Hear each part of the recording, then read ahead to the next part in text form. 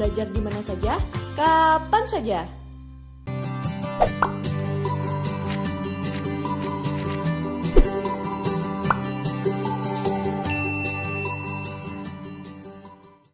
Halo teman-teman semua, balik lagi ke EduDiscovery. Perkenalkan, nama saya Adesya Dewi Kumara sebagai edukator sejarah. Dan hari ini kita semua akan belajar mengenai disintegrasi bangsa. Sebelumnya, disintegrasi bangsa adalah perpecahan bangsa. Perlu kita semua ketahui bahwa ketika kita merdeka, bukan berarti kita lepas dari semua hambatan atau halangan. Tetapi ada beberapa halangan, yaitu dari luar dan juga dari dalam bangsa kita sendiri. Nah, dari dalam bangsa kita ternyata ada beberapa pemberontakan. Di antaranya nanti akan kita pelajari ada pemberontakan PKI Madiun, G30S PKI, kemudian ada APRA, Andi Aziz, dan lain sebagainya. Konflik mengenai disintegrasi bangsa terbagi menjadi 3 jenis. Yang pertama adalah konflik yang berkaitan dengan ideologi. Di antaranya ada PKI Madiun, G30S PKI, dan juga DITI. Yang kedua adalah konflik yang berkaitan dengan kepentingan, yaitu adalah konflik PRRI Permesta dan juga persoalan negara federal serta BFO. Dan konflik yang ketiga adalah jenis konflik yang berkaitan dengan ketentaraan. Di antaranya ada konflik Andi Aziz, APRA, dan juga RMS atau Republik Maluku Selatan. Yang akan kita pelajari pertama adalah konflik yang berkaitan dengan ideologi, yaitu PKI Madiun, G30S PKI, dan DITI. Yang pertama adalah konflik PKI Madiun. PKI Madiun tentunya terjadi di Madiun dan diawali dari perjanjian Renville. Kalian semua pasti pernah mendengar nama Amir Syarifuddin kan? Amir Syarifuddin adalah salah satu Perdana Menteri Indonesia yang pada tahun 1948 terpaksa diturunkan dari jabatannya sebagai Perdana Menteri karena tidak disetujui oleh rakyat dikarenakan adanya perjanjian Renville. Nah, Amir Syarifuddin yang merasa dendam terhadap penurunannya tadi kemudian membentuk yang namanya Front Demokrasi Rakyat, yaitu kesatuan dari beberapa partai-partai berhaluan kiri atau berhaluan komunis di Indonesia. Di antaranya ada Partai Komunis Indonesia, ada Partai Sosialis Indonesia, ada juga Partai Buruh Indonesia. Selanjutnya, tidak hanya Amir Syarifuddin, ternyata Musso, seorang tokoh PKI yang lama menetap di Moskow, pulang ke Indonesia pada tanggal 11 Agustus 1948 dan dia langsung menyatakan diri bergabung dengan FDR pimpinannya Amir Syarifuddin. Setelah itu mereka berdua pun berencana untuk mencapai tujuannya masing-masing, di mana Amir Syarifuddin merencanakan penurunan terhadap Kabinet Hatta dan Musso merencanakan membentuk negara sosialis Indonesia yang berpusatnya di Madiun. Nah, Musso akhirnya memproklamirkan berdirinya Republik Soviet Indonesia dengan pusatnya di Madiun pada tanggal 18 September 1948. Ketika terjadi proklamasi tersebut, tentunya pemerintah RI berusaha menumpas pemberontakan yang terjadi di Madiun dengan cara mengirimkan pasukan tentara ke Madiun. Terjadilah pertempuran di Madiun yang akhirnya Amir Syarifuddin berhasil ditangkap. Kemudian Musso berhasil tertembak mati dan sisa dari pasukan PKI yang ada yang ditangkap dan ada juga yang kabur ke daerah Kediri. Nah, di antara pasukannya PKI yang kabur itu ada Dien Aidit dan juga ada Lukman yang nantinya akan berinisiatif dan memimpin pemberontakan pada peristiwa G30S PKI. Pemberontakan yang kedua adalah pemberontakan DITI, yaitu singkatan dari Darul Islam Tentara Islam Indonesia. Nah, pemberontakan DITI ini terjadi di beberapa daerah di Indonesia. Di antaranya ada di Jawa Barat, di Jawa Tengah, Sulawesi Selatan, Kalimantan Selatan, dan juga ada di Aceh. Tetapi yang paling pertama, DITI ini terjadi di Jawa Barat. Diawali dari perjanjian Renville, di mana para TNI yang berada di dalam garis demarkasi Vanmuk harus memindahkan pasukannya ke wilayah RI. Termasuk TNI yang ada di Jawa Barat juga harus pindah ke daerah yang termasuk daerah RI, yaitu Jawa Tengah, Jawa Timur, Yogyakarta, dan sebagian Sumatera. Tetapi beberapa TNI yang ada di Jawa Barat, tepatnya adalah Laskar Hizbullah dan Laskar Sabilillah yang dipimpin oleh Kartosuwiryo, menolak untuk pindah. Dan ketika di Jawa Barat terjadi kekosongan kekuasaan, Kartosuwiryo memproklamirkan berdirinya Negara Islam Indonesia dengan didukung oleh Tentara Islam Indonesia sebagai tentaranya.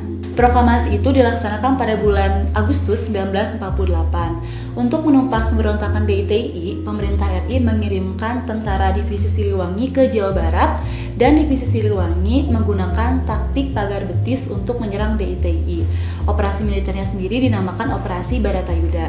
Dengan menggunakan operasi militer pagar betis atau Operasi Baratayuda ini, akhirnya pemberontakan DITI di Jawa Barat berhasil dipadamkan dengan tertangkapnya dan tertembak matinya Kartosuwiryo di Tasikmalaya pada tahun 1962. Pemberontakan DITI selanjutnya adalah di Jawa Tengah. Pemberontakan DITI di Jawa Tengah juga terjadi pada tahun 1948 dengan dipimpin oleh Amir Fattah. Untuk latar belakangnya, Amir Fattah ternyata ditawari jabatan sebagai Panglima DITI di Jawa Tengah oleh Kartosuwiryo dan Amir Fattah pun menyetujuinya, sehingga Amir Fattah bergabung dengan DITI. Pemberontakan DITI di Jawa Tengah ini akhirnya berhasil dipadamkan pada tahun 1951 ketika Amir Fattah tertangkap dikarenakan kurangnya dukungan dari penduduk sekitar. Pemberontakan DITI yang selanjutnya adalah di Sulawesi Selatan dipimpin oleh Kahar Muzakar.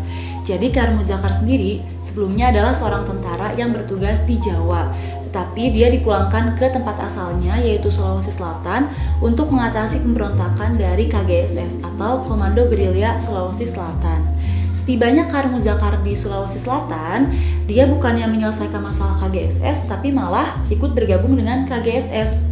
Dan setelah dia bergabung dengan KGSS, dia pun menyatakan dirinya bergabung dengan gerakan DITI-nya Kartosuwiryo. Sehingga Kahar Muzakar pun kemudian menjadi salah satu pemberontak yang akhirnya tertembak mati pada sebuah pertempuran di tahun 1963. Pemberontakan DITI yang keempat adalah pemberontakan di Kalimantan Selatan dipimpin oleh Ibnu Hajar. Jadi Ibnu Hajar adalah salah satu panglima angkatan laut di Kalimantan Selatan yang merasa kurang puas karena kebijakan pemerintah akan membubarkan angkatan laut di Kalimantan Selatan. Akhirnya dia pun bergabung dengan pemberontakannya Kartosuwiryo. Tetapi di tahun 1963 Ibnu Hajar tertangkap dalam sebuah pertempuran dan dia pun dihukum mati oleh pemerintah. Pemberontakan DITI yang terakhir adalah pemberontakan DITI di Aceh yang dipimpin oleh Daud Bereh. Nah, latar belakangnya sendiri agak berbeda karena dimulai dari ketidakpuasan rakyat Aceh ketika mereka dimasukkan ke dalam Provinsi Sumatera Utara. Di tahun 1953, Daud Bereh mengumumkan bahwa Aceh termasuk ke dalam salah satu bagian dari negara Islam Indonesia. Untuk mengatasi hal itu, pemerintah pun kemudian mencoba mengakomodasi dengan memasukkan Aceh sebagai provinsi tersendiri di tahun 1959. Pada tahun 1962, Daud Bereh kembali dari pertempuran dan dia pun diampuni oleh pemerintah. Jadi tadi itu adalah konflik-konflik yang berkaitan dengan ideologi dan sekarang adalah konflik yang berkaitan dengan kepentingan atau ketentaraan di Indonesia. Konflik yang pertama adalah konflik APRA atau Angkatan Perang Ratu Adil. APRA sendiri adalah sebuah milisi bersenjata yang dibentuk oleh Kapten Raymond Westerling dengan pusatnya di Bandung pada tahun 1949. Selanjutnya, APRA ini memberontak pada tahun 1950 karena mereka menolak kehadiran APRIS atau Angkatan Perang Republik Indonesia Serikat ke Bandung. Westerling sendiri dibantu oleh Sultan Hamid II dari Pontianak. Nah, Sultan Hamid II bergabung dengan pemberontakan APRA dikarenakan kekecewaannya tidak dijadikan Menteri Pertahanan di Indonesia, sehingga dia punya keinginan untuk membunuh Sultan Hamengkubuwono ke-9 sebagai Menteri Pertahanan. Dia juga ingin membunuh TB Simatupang, yaitu seorang kolonel Angkatan Darat, sehingga Sultan Hamid II dan Westerling merencanakan penyerangan ke Jakarta. Tapi penyerangan ini gagal, akhirnya Westerling kabur ke Belanda dan Sultan Hamid II pun ditangkap dan dijatuhi hukuman mati oleh Presiden RI.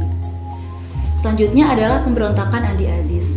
Pemberontakan Andi Aziz adalah sebuah pemberontakan yang terjadi di Makassar dan masih di tahun yang sama, 1950. Latar belakangnya pun sama, yaitu karena Andi Aziz, seorang kolonel angkatan perangnya Belanda yaitu Kenil, menolak datangnya angkatan perang RIS atau APRIS ke daerah Makassar, sehingga dia melakukan pemberontakan dengan menculik beberapa panglima APRIS di Makassar.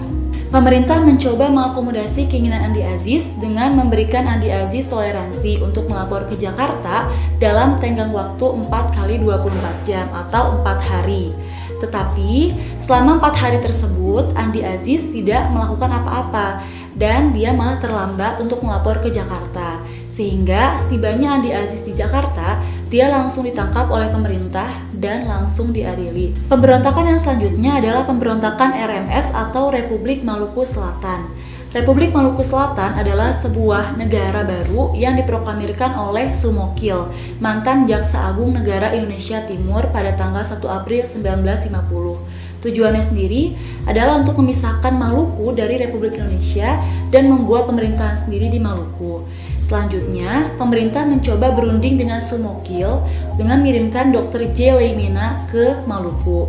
Tetapi perundingan gagal, sehingga pemerintah pun harus melalui jalan militer untuk menumpas pemberontakan. Dikirimlah Alex Kawilarang ke Maluku, yang akhirnya pada tahun 1963, Alex Kawilarang beserta pasukannya berhasil menangkap Sumokil di Pulau Seram. Sumokil pun kemudian dijatuhi hukuman mati. Nah, sekarang kita akan mempelajari pemberontakan atau konflik yang berkaitan dengan kenegaraan atau pemerintahan. Yang pertama adalah konflik PRRI Permesta. PRRI Permesta adalah sebuah gerakan yang terjadi di Sulawesi dan Sumatera dikarenakan adanya ketidakpuasan dari tubuh Angkatan Darat mengenai kesejahteraan Angkatan Darat yang berada di Sumatera dan Sulawesi. Mereka menganggap bahwa kesejahteraan tentara di Jawa jauh lebih sejahtera dan jauh lebih makmur dibandingkan dengan tentara di Sulawesi dan di Sumatera.